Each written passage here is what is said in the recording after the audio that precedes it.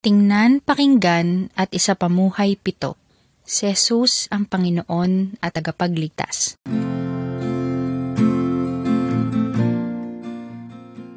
Ang tinatawag nga bang Jesus ay siyang sinugo ng Diyos at may kakayanan na magbigay ng buhay na walang hanggan sa mga tao?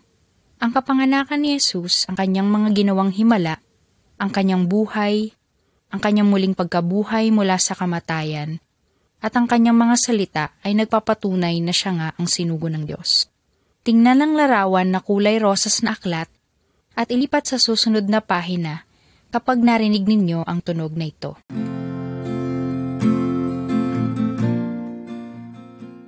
Unang larawan, ang kapanganakan ni Jesus, Juan, Kapitulo 1, talata 1 hanggang 14, at Lucas, Kapitulo 2, talata 1 hanggang 11. Tingnan ang larawan. Makikita natin ang isang bagong silang na sanggol, ang ina at ang ama ng sanggol. Naroon din ang 3 lalaking mga pastol ng mga tupa. Nakatingin silang lahat sa sanggol.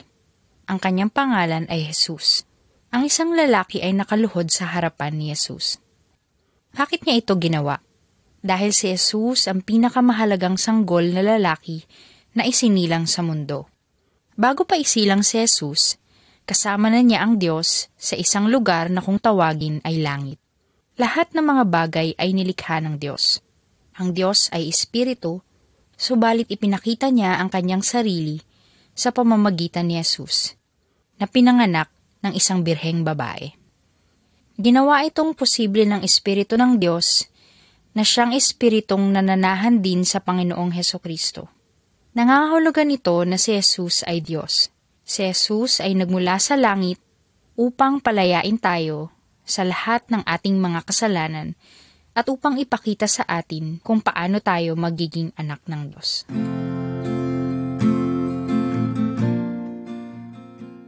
Ikadalawang larawan. Ginawang alak ni Jesus ang tubig. Juan, Kapitulo 2, talata 1 hanggang 11. Noong nasa hustong gulang na si Jesus, nagtungo siya minsan sa isang kasalan, kasama ang kanyang mga tagasunod at ang kanyang inang si Maria. Alam ni Maria na si Jesus ay nagmula sa Diyos. Kaya nang maubusan ng alak, sinabi niya kay Jesus ang tungkol dito. Kaya't sinabihan ni Maria ang mga lingkod, "Gawin ninyo ang anumang sabihin niya sa inyo." Mayroong 6 na malaking lalagyan ng tubig o banga malapit sa kanila. Sinabi ni Jesus sa kanyang mga tagasunod, "Punuin ninyo ng tubig ang mga lalagyan o banga," at kanila nga itong sinunod. Pagkatapos, sinabi ni Jesus, "Kumuha kayo ng kaunti at dalhin ninyo sa tagapamahala ng kasalan." Ang tubig ay naging pinakamasarap na alak. Dahil dito sa unang pagkakataon, ay nakita ng mga tagasunod na si Jesus ay may kapangyarihang nagmumula sa Diyos at sila ay naniwala sa Kanya.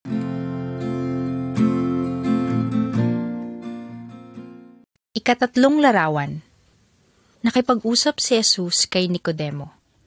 Juan, Kapitulo 3, talata 1 hanggang 36. Isang gabi, lumapit kay Jesus ang isang lalaki na nagngangalang Nicodemo, upang magtanong sa mga himalang ginagawa ni Jesus at ng tungkol sa Diyos. Si Nicodemo ay isang mahalagang pinuno at guro sa Israel. Nabalitaan niya na si Jesus ay gumagawa ng mga himala. Alam niya na si Jesus ay nagmula sa Diyos. Sinabi ni Jesus sa kanya, "Katotohanan ang sinasabi ko sa iyo, walang makakakita sa kaharian ng Diyos maliban na siya ay ipanganak na muli."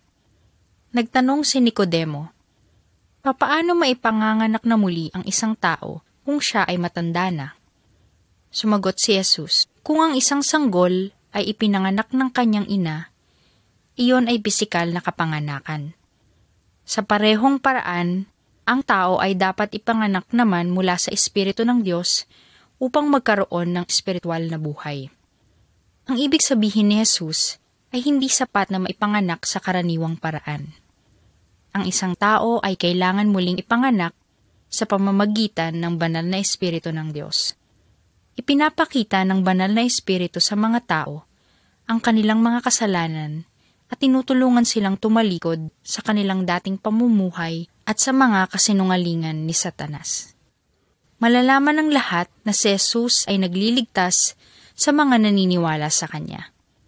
Sila ay magsisimulang mamuhay na nagbibigay kaluguran sa Diyos. Magiging bago na silang nilalang at mapapabilang sa isang bagong pamilya sa pamilya ng Diyos. Ang mga naniniwala sa Diyos ay mabubuhay magpakailanman, sapagkat ang Espiritu ng Diyos ay nananahan sa kanila. Subalit, ang sino man na hindi nananalig kay Jesus ay mapaparusahan. Kailanman hindi makakapasok sa langit.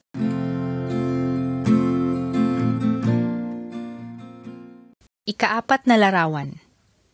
Ang isang pinuno na lumuhod sa harapan ni Jesus. 1, Kapitulo 4, talatang 46 hanggang 54. Ano ang gagawin mo kung ang iyong anak na lalaki ay may malubhang karamdaman? Ang lalaki sa larawan ay naglakbay ng malayo upang hanapin si Jesus. Siya ay isa sa mahalagang pinuno sa kanilang bayan. Ang kanyang anak ay nasa bingit na ng kamatayan. Kaya nagmakaawa siya kay Jesus at sinabi, "Ginoo, sumama po kayo sa akin, sa aming bahay bago mamatay ang aking anak." Sumagot si Jesus, "Maaari ka nang umuwi, ang iyong anak ay mabubuhay."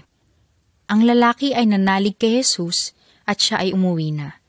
Habang siya ay nasa daan pauwi, sinalubong siya ng kanyang lingkod at ibinalita na buhay ang kanyang anak. Nawala ang lagnat ng bata ng oras na sinabi ni Jesus sa kanya, "Ang iyong anak ay mabubuhay." Kaya ang lalaki at ang kanyang buong sambahayan ay nanalig kay Jesus.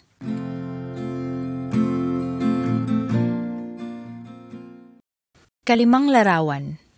Ang lalaking may malubhang karamdaman sa may paliguan.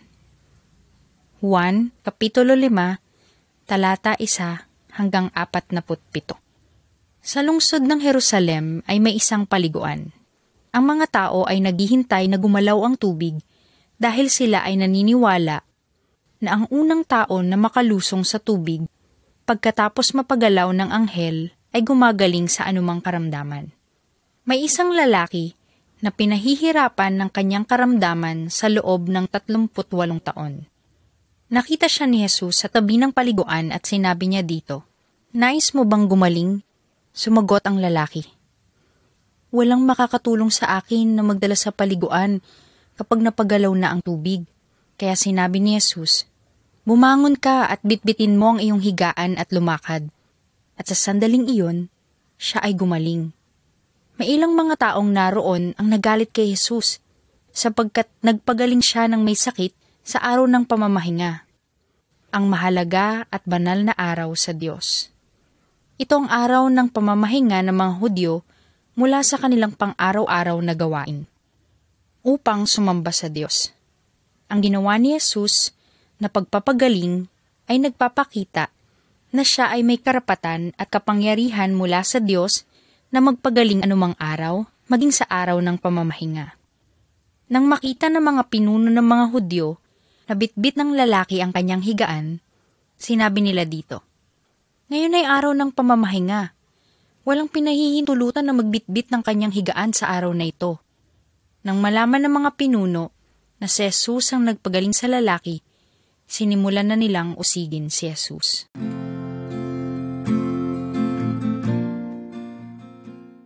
Ika-6 na larawan, pinakain ni Jesus ang higit 5,000 mga tao. 1, Kapitulo 6, talata 1 hanggang 15, at 25 hanggang 28 at 35. Mateo, Kapitulo 14, talatang 13 hanggang 20, at Marcos, Kapitulo 6, talata 30 hanggang 44. Nabalitaan ng maraming tao na si Jesus ay nagpapagaling ng mga may sakit. Kaya isang araw, maraming mga tao ang sumunod sa kanya sa isang liblib na lugar. At hindi nagtagal, tinanong ni Jesus ang kanyang mga alagad, "Saan tayo makakabili ng tinapay para mapakain ng mga ito?" Sumagot ang isa sa kanyang mga alagad at sinabi, Meron pong isang bata na narito na may dalang 5 tinapay at 2 isda. Ngunit hindi po ito sasapat para maipakain sa napakaraming taong ito. Pinaupo ni Jesus sa mga tao. Kinuha niya ang tinapay at isda at nagpasalamat sa Diyos. Pagkatapos ay pinagpira-piraso niya ang tinapay at ang isda at ibinigay sa mga tao. At sila ay kumain hanggang sa gusto nila. Naging sapat sa lahat ang pagkain. Nang sumunod na araw, patuloy na sinundan ng maraming tao si Jesus.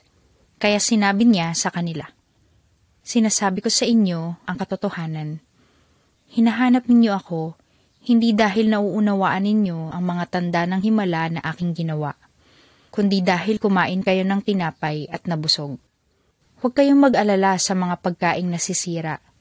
Sa halip, hanapin ninyo ang pagkaing nagbibigay buhay na walang hanggan na ipagkakalob sa inyo ng anak ng tao." Ang tinutukoy ni Jesus ay ang kanyang sarili. Sinabi pa ni Jesus, "Ako ang tinapay ng buhay.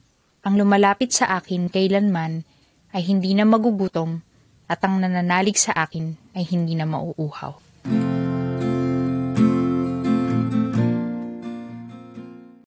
Ikapitong larawan. Lumakad si Jesus sa ibabaw ng tubig. Juan, Kapitulo 6, talata 16 hanggang 22. Mateo, Kapitulo 14, talata 22 hanggang 32. Pagkatapos pakainin ni Jesus sa mga tao, pinauwi na niya ang mga ito. Pinasakay naman niya sa isang bangka ang kanyang mga alagad at pinaunang pumunta sa kabilang ibayo ng lawa. Pagkatapos umakyat naman si Jesus na mag-isa sa bundok upang manalangin sa Diyos. Nang sumapit na ang gabi, nanatili pa rin siyang naroon.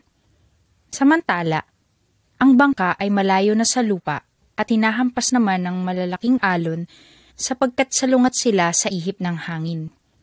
Nang magmamadaling araw, si Jesus ay sumunod sa kanila na naglalakad sa ibabaw ng tubig. Nang makita si Jesus ng kanyang mga alagad na naglalakad sa ibabaw ng tubig, natakot silang lahat at sinabi, "Multo!" At sumigaw sila dahil sa sobrang takot. Ngunit sinabi ni Jesus sa kanila, "Huwag kayong matakot. Ako ito, si Jesus." Sumakay siya sa bangka kasama nila at kaagad tumigil ang hangin. At sa ganitong paraan, muling ipinakita sa mga alagad na ang kapangyarihan ng Diyos ay kumikilos sa pamamagitan ni Jesus.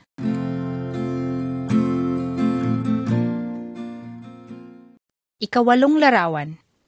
Pinagaling ni Jesus ang isang bulag. Juan, Kapitulo 9, talata 1 hanggang 41 at Kapitulo 8, talata 12 at unang Juan, Kapitulo 1, talata 7. May isang lalaking bulag mula pa nang siya ay isilang. Tinanong si Jesus ng kanyang mga alagad, "Guro, bakit isinilang na bulag ang lalaking ito? Nagkasala ba siya o ang kanyang mga magulang?" Sumagot si Jesus sa kanila at sinabi, "Hindi ito dahil sa kanyang kasalanan o sa kasalanan ng kanyang mga magulang. Ang taong ito ay ipinanganak na bulag upang maipakita ang gawa ng Diyos sa kanyang buhay." At pagkatapos, si Jesus ay dumura sa lupa at gumawa ng putik. Inilagay niya ang putik sa mga mata ng bulag. At sinabi ni Jesus sa kanya, "Humayo ka. Maghilamos ka ng iyong mata sa paliguan ng Siloe." Ang ibig sabihin ng Siloe ay sinugo. Kaya pumunta siya doon at naghilamos ng kanyang mga mata at nang siya ay bumalik, nakakakita na siya. Marami sa atin ang bulag sa pangunawa sa pamamaraan ng Diyos. Ngunit sinabi ni Jesus, "Ako ang liwanag ng sanlibutan. Ang sino mang sumusunod sa akin ay hindi na maglalakad sa kadiliman, kundi magkakaroon ng liwanag ng buhay."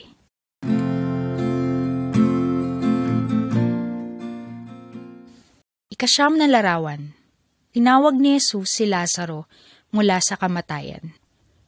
Juan, Kapitulo 11, talata 1 hanggang 46. May isang lalaking nagngangalang Lazaro na may malubhang karamdaman. Si Lazaro at ang kanyang 2 kapatid na babae na si Maria at Marta ay malapit na kaibigan ni Jesus. Nagpadala si Maria at Marta ng mensahe kay Jesus na nagsasabing, Panginoon, ang isa sa minamahal ninyo ay may malubhang karamdaman. Nang marinig ni Jesus ang balitang ito, sinabi niya, ang karamdamang ito ay hindi hahantong sa kamatayan. Hindi, kundi ito ay para sa kalwalhatian ng Diyos at upang ang anak ng Diyos ay mabigyan ng kalwalhatian sa pamamagitan nito. Mahal ni Jesus si Lazaro at ang mga kapatid niyang babae, subalit hindi niya kaagad pinuntahan si Lazaro. Pagkaraan ng 2 araw, sinabi niya sa kanyang mga alagad, patay na si Lazaro, at para sa inyong kapakanan, ako ay nagagalak na wala ako roon, upang kayo ay maniwala. Kaya pumunta na tayo ngayon sa kanya. Nang dumating si Jesus sa lugar, 4 na araw nang nasa loob ng libingan si Lazaro. Nalungkot ang mga kapatid na babae ni Lazaro sapagkat hindi kaagad pumunta si Jesus upang siya ay pagalingin. Ngunit sinabi ni Jesus kay Marta, ang iyong kapatid ay mabubuhay muli. Nanalangin si Jesus sa Diyos at inutusan niya ang mga tao na buksan ang libingan.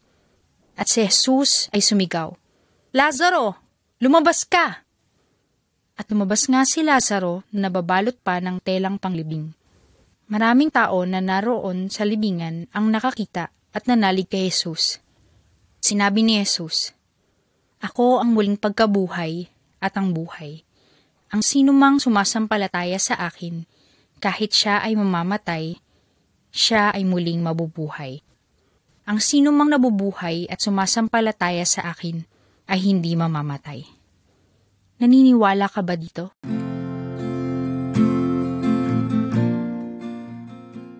Ika-10 larawan. Si Jesus ay namatay sa krus. Juan, Kapitulo 18, talata 1 hanggang 19 at 42. Pinatunayan ni Jesus sa pamamagitan ng kanyang mga himalang ginawa na siya ang nag-iisang anak ng Diyos. Kaya ang mga pinuno ng Hudyo ay naiinggit sa kanya, kaya nais nilang siya ay patayin. Sinabi ni Jesus sa kanyang mga alagad na kailangan niyang mamatay para sa kasalanan ng lahat ng mga tao. Ito ang nag-iisang paraan upang mapanumbalik ang mga kalalakihan, kababaihan at ang mga kabataan sa Diyos. Si Judas, isa sa mga alagad ni Jesus, ang nagkanulo sa kanya sa mga Hudyo kapalit ng salapi. Dumating sila upang hulihin si Jesus. Si Pedro at ang iba pang mga alagad ay nagsitakas dahil sa matinding takot. Dinala naman ng mga pinuno ng Hudyo si Jesus sa hukuman, subalit hindi nila mapatunayan na may ginawang kasalanan si Jesus. Kaya't isinigaw nila, Ipako siya sa krus! Ipako siya sa krus! Hindi nagtagal, dinala naman nila si Jesus sa harap ng mga tao. Ngunit ang sigaw pa rin nila, Ipako siya sa krus! Ipako siya sa krus! Pagkatapos, ang matuwid na anak ng Diyos ay kinuha nila at pinatay kasama ng 2 kriminal. Pinarusahan sila dahil sa kanilang mga nagawang kasalanan. Ngunit si Jesus, na hindi nakagawa ng anumang kasalanan, ay namatay bilang isang sakripisyo para sa kasalanan ng lahat ng mga tao, kasama ng kasalanan mo at ng sa akin. Si Jesus lamang ang nag-iisang handog na katanggap-tanggap sa harap ng Diyos para sa ating mga kasalanan.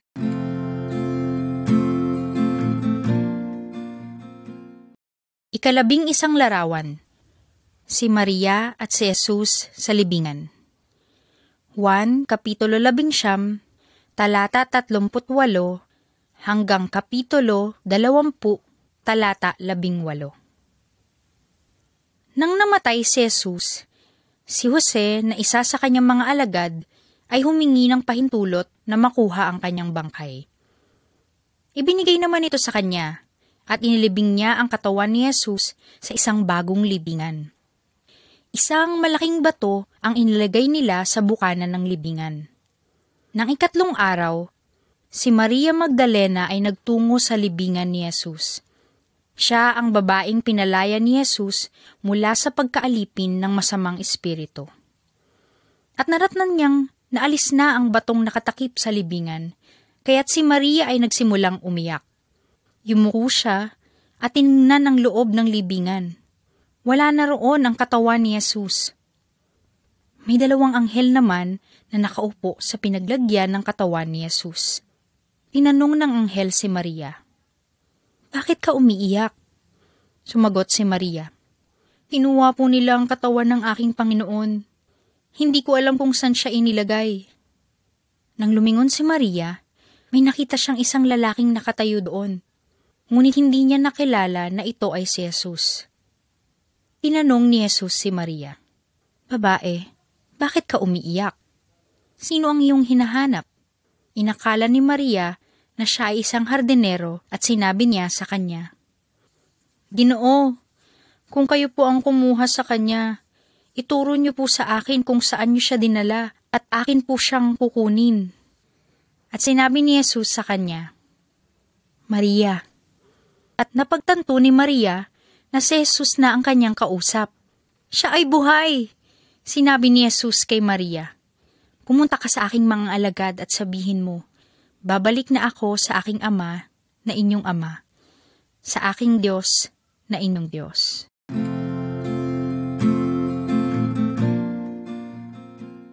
Kalabing-dalawang larawan. Nagpakita si Jesus sa kanyang mga alagad. Juan, Kapitulo 21, talatang 1 hanggang 11.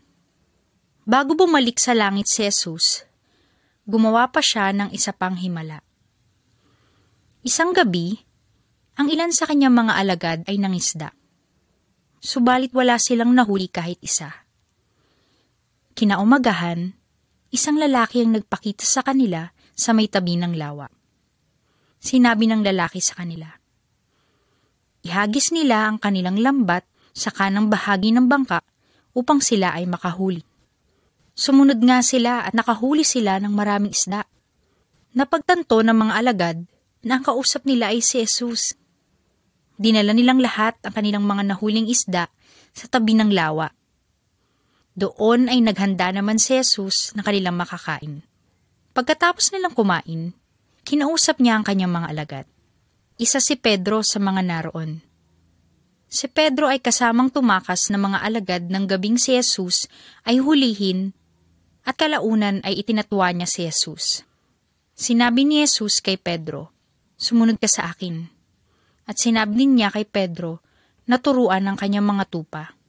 Alagaan sila at turuang magbahagi ng mabuting balita tungkol kay Jesus at kung paano siya namatay para sa kanilang mga kasalanan at kung paanong napagtagumpayan ni Jesus si Satanas nang siya ay muling nabuhay mula sa mga patay. Nais ng Diyos na marinig ng lahat ng tao ang tungkol kay Jesus at ang kanyang mga himalang nagawa upang sila ay manalig na si Jesus ay anak ng Diyos.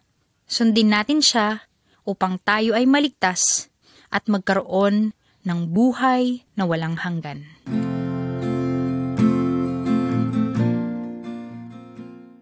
Panimula sa susunod na mga kwento. Si Jesus ang nag-iisang dakilang tagapagligtas. Iniligtas niya tayo mula sa kasalanan at sa kasamaan. Binigyan niya tayo ng buhay na walang hanggan. Pakinggan ng iba pang katuruan patungkol kay Jesus. Tumingin sa susunod na larawan kapag narinig niyo ang tunog na ganito.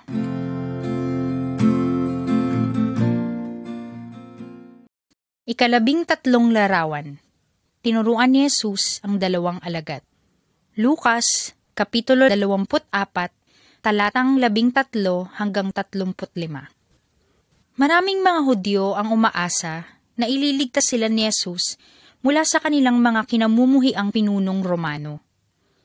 Subalit hindi yon ang dahilan kung bakit bumaba si Jesus sa lupa. Kaya hindi nagtagal, hiniling ng mga Hudyo sa mga pinunong Romano na patayin si Jesus. Naalala pa ba ninyo kung paanong pinatay ng mga sundalong Romano si Jesus? Ito ay sa pamamagitan ng pagpako sa krus kung saan siya namatay. Nang siya ay nabuhay na muli, Dalawa sa kanyang mga alagad ang naglalakad pa uwi sa kanilang bahay, nang biglang nagpakita sa kanila si Jesus.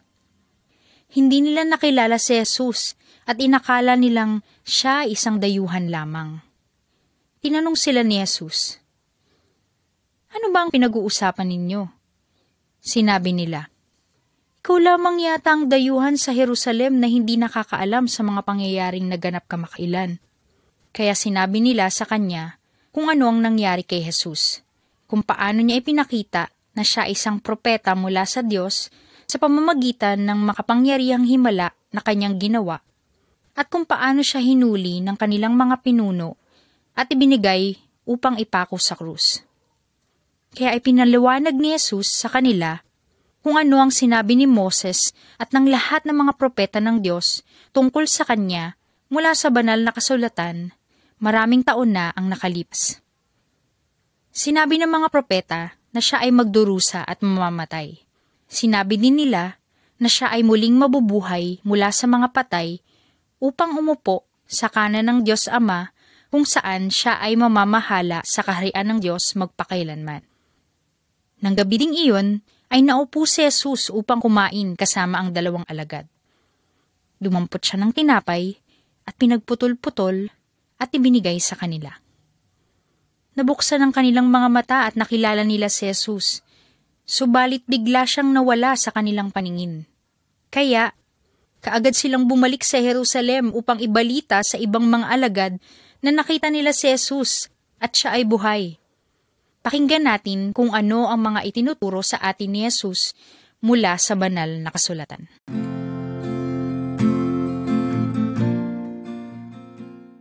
Kalabing-4 na larawan, ang anak na lalaki, kasama ng mga baboy. Lucas, Kapitulo 15, talata 11 hanggang 20. Bago mamatay si Jesus, siya ay nagbahagi ng isang kwento tungkol sa isang ama na may 2 anak na lalaki. Sinabi ng nakababatang anak na lalaki sa kanyang ama, "Ibigay niyo na sa akin ang bahaging mamanahin ko mula sa ari-arian ng ating pamilya." Kaya hinati ng ama ang kanyang mga ari-arian sa kanyang 2 anak. Ang nakababatang anak ay nagpunta sa malayong lugar at doon ay nilustay niya ang kanyang salapi sa hindi magandang pamumuhay. Dumating ang matinding tagutom sa lugar na iyon.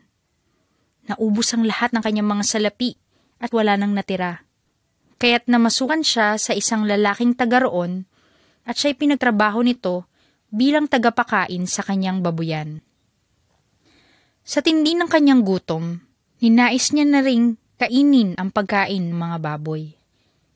Nang mapag-isip-isip niya ang kanyang mga ginawa, sinabi niya sa kanyang sarili, "Labis-labis ang pagkain ng mga alila ng aking ama, samantalang ako'y namamatay dito sa gutom. Babalik ako sa aking ama at sasabihin ko sa kanya, 'Ama, nagkasala ako sa Diyos at sa iyo. Hindi na ako karapat-dapat na tawagin mong anak.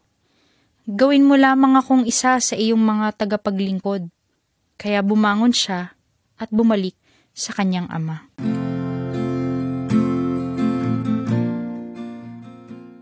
Kalabing-5 larawan, ang pag-uwi ng nawalang anak.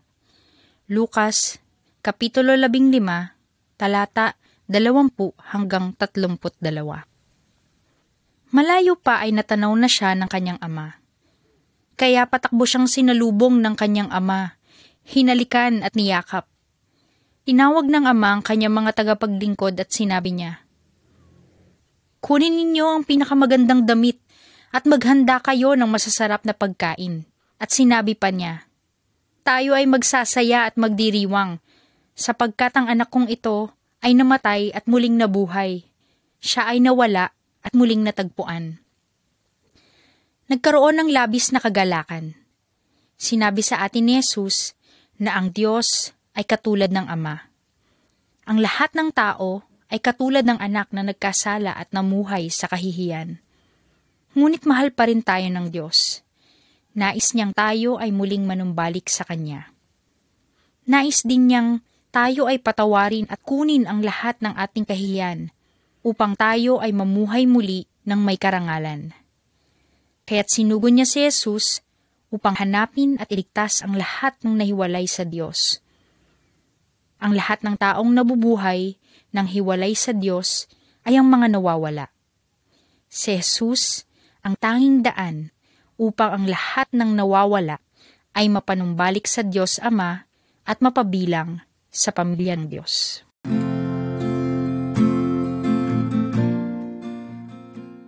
Ikalabing-anim na larawan, ang kayamanan ng isang mayamang lalaki.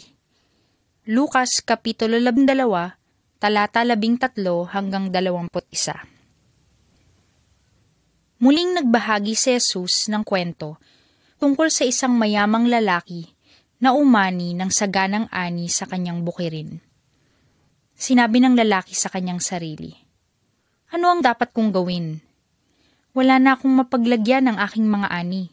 At sinabi pa niya, "Ito ang aking gagawin. Ipagigiba ko ang aking mga kamalig at magpapatayo ako ng mas malaki. Doon ko ilalagay ang aking mga ani at iba pang mga ari-arian. At sasabihin ko sa aking sarili, marami ka nang naipon para sa mahabang panahon. Kaya't magpahinga ka na lamang, kumain, uminom at magpakasaya." Ngunit sinabi ng Diyos sa kanya, "Hangal, sa gabing ito ikaw ay mamamatay. Kanino ngayon mapupunta ang lahat ng pinaghirapan mong ipunin para sa iyong sarili?" Sinabi ni Jesus, "Ganito ang mangyayari sa sinumang nag-iipon ng mga bagay para sa kanyang sarili, ngunit mahirap naman sa paningin ng Diyos.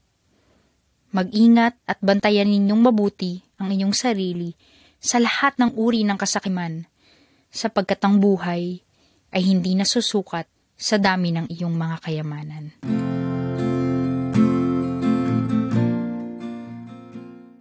Ikalabing-pitong larawan, ang pulubi at ang mayaman. Lukas Kapitulo 16, talata 19 hanggang 31. Ipinagmamalaki ng mga Pariseo ang kanilang mga sarili bilang isang mahigpit na tagasunod ng mga kautusan ni Moses at mga propeta. Subalit, tinanggihan naman nila si Jesus.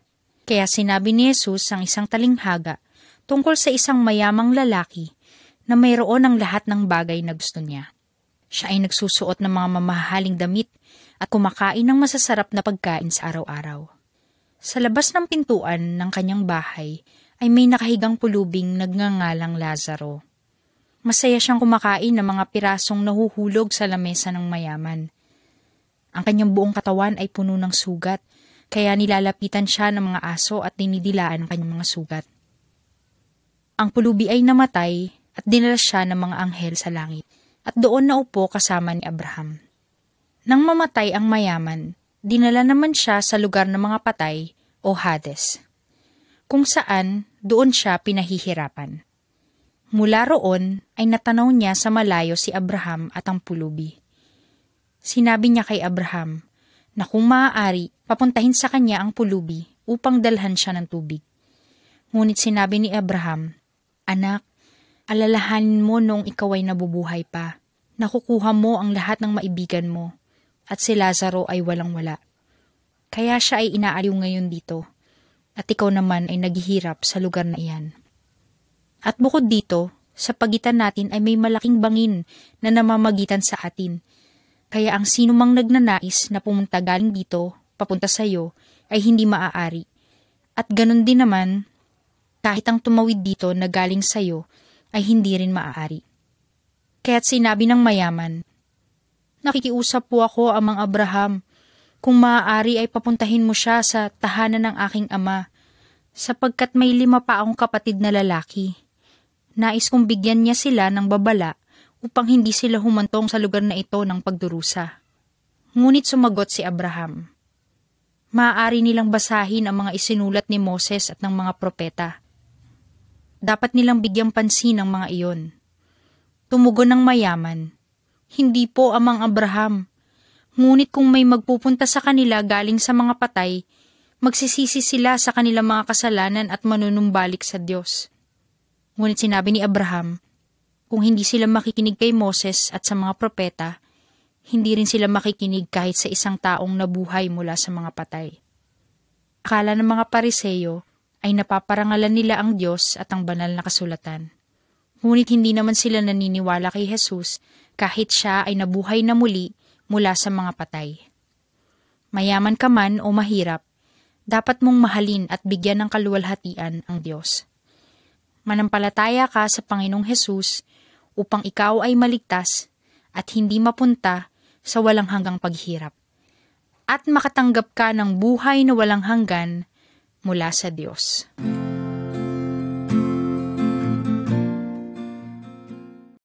Ikalabing-walong larawan, ang kaibigan sa may pintuan. Lukas Kapitulo 11, talata 5 hanggang 13. Minsan, may isang lalaking pumunta sa kanyang kaibigan at nagsabi, "Kaibigan, pahiramin mo muna ako ng 3 pirasong tinapay, sapagkat ang isa sa aking kaibigan ay dumating galing sa malayong paglalakbay at wala na akong pagkaing maipapakain sa kanya." Sinabi ng kanyang kaibigan, "Huwag mo akong gambalain, nakasarado na ang pinto at ang aking pamilya ay matutulog na." Ayaw na niyang bumangon, ngunit ang lalaki na nasa pintuan ay hindi nahihiya at patuloy sa paghingi. Kaya bumangon ng kanyang kaibigan at ibinigay ang kanyang kailangan. Sinabi ni Jesus, "Humingi kayo at kayo ay bibigyan. Humanap kayo at kayo ay makakasumpong. Kumatok kayo at kayo ay pagbubuksan. Sapagkat ang sino mang humihingi ay makakatanggap. Ang sino mang humahanap ay makakasumpong. At ang sino mang kumakatok sa pintuan ay pagbubuksan." Nais ng Diyos na maging mabuting Ama sa ating lahat. Nais din niyang ibigay sa atin ang banal na Espiritu at ipagkaloob ang lahat ng ating pangangailangan. Ang kailangan lamang nating gawin ay patuloy na tumawag sa Kanya sa pamamagitan ng panalangin.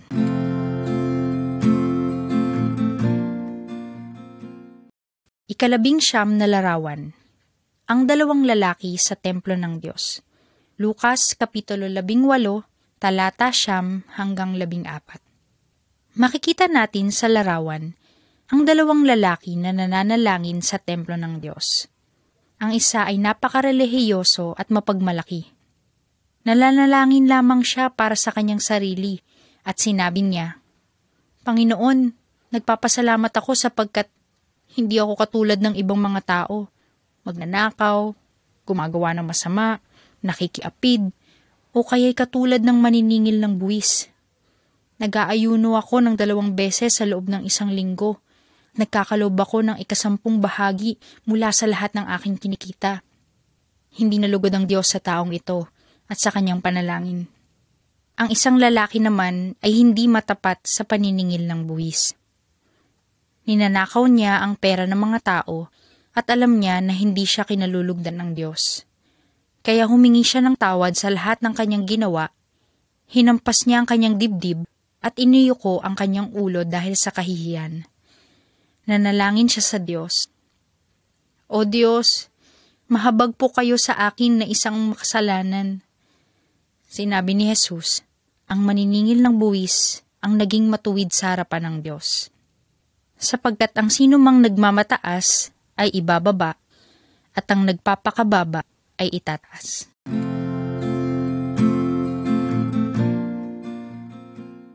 Ika-20 larawan, ang magsasakang naghasik ng binhi.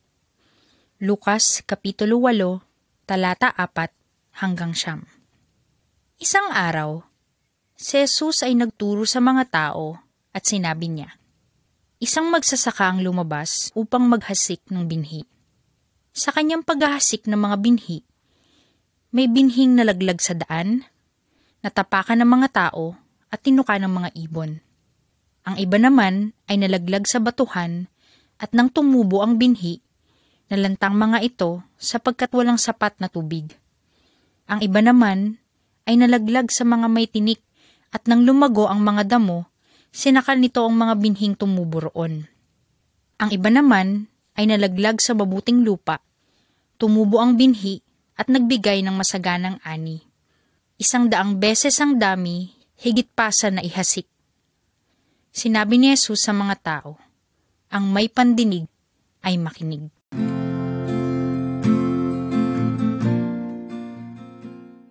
Ika-21 larawan, ang pagtubo ng mga binhi. Lukas, Kapitulo 8, talata 9 hanggang 15. Ipinaliwanag ni Jesus ang talinghaga tungkol sa naghasik ng binhi. Ang binhi ay ang salita ng Diyos. Ang mga nalaglag sa tabi ng daan ay ang mga taong nakinig, ngunit dumating ang diablo at inalis nito ang salita ng Diyos mula sa puso ng mga nakikinig upang hindi sila maniwala at maligtas. Ang mga nalaglag naman sa batuhan ay ang mga nakarinig ng salita at tumanggap ng may kagalakan, ngunit hindi naman nag-ugat sa kanilang puso. Sandali lamang silang naniwala, kaya nang dumating ang mga pagsubok, sila ay sumuko. Ang binhi na nalaglag sa gitna ng mga tinik ay ang mga nakinig sa salita ng Diyos, ngunit nang tumagal, nadaig sila ng mga alalahanin sa buhay at ng pagkahumaling sa kayamanan at kalayawan. Dahil dito, sila ay hindi lumago. Ang binhi naman na nalaglag sa mabuting lupa ay ang mga nakinig ng salita at nag-iingat nito sa kanilang pusong tapat at malinis at sa pamamagitan ng pagsusumikap ay nagbunga ng magandang ani. Paano mo maririnig at matatanggap ang mabuting balita tungkol kay Jesus?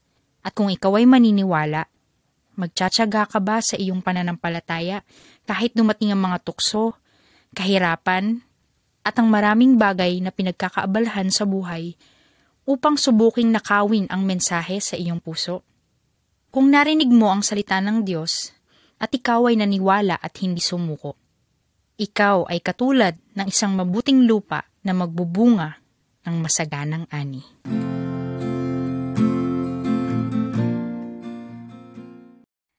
Ika-22 larawan, ang pagtulong sa isang sugatang lalaki. Lukas, Kapitulo 10, talata 25 hanggang 37. Ang salita ng Diyos, ang Biblia, nagtuturo ito sa atin na mahalin natin ang Diyos at ang ating kapwa. Ngunit sino nga ba ang mga taong dapat nating mahalin? Nagkwento si Jesus tungkol sa isang lalaking naglalakbay sa isang liblib na daan, hinarang siya ng mga tulisan, ninakaw ang mga dala niya, binugbog at iniwang halos wala ng buhay.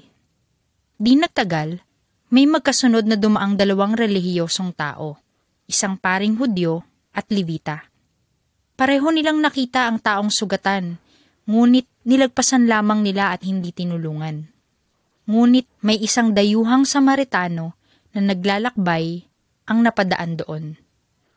Nakita niya ang taong nakahandusay at naawa siya, kaya nilapitan niya, hinugasan at tinalian ang mga sugat ng lalaki at isinakay niya sa kanyang asno.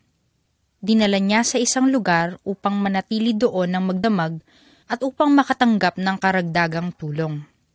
Sinabi ni Jesus, kung mahal natin ang Diyos, dapat nating ipakita ang pagmamahal na ito sa pamamagitan ng pagtulong sa sinumang nangangailangan.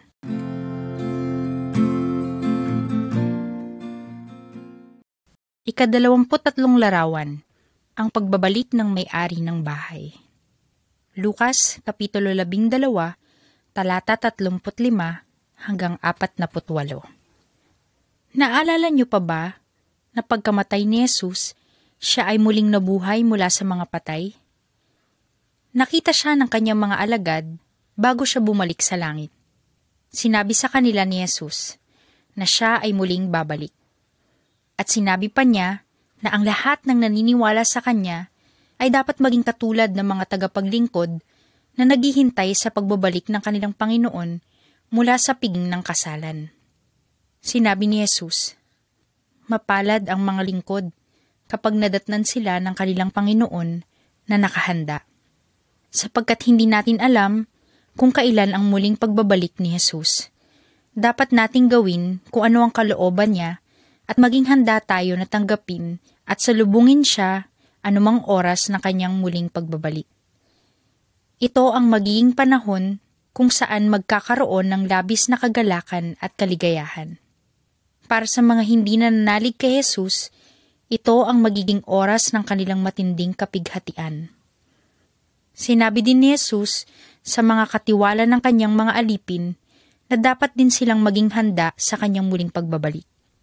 Kung pinamamahalaanan niya ng maayos ang kanyang sambahayan at pinangangalagaan ng kanyang mga alipin, siya ay makatatanggap ng malaking gantimpala. Ngunit, kung inaabuso niya ang kanyang mga alipin at hindi maganda ang kanyang pamamahala, siya ay makatatanggap ng matinding parusa.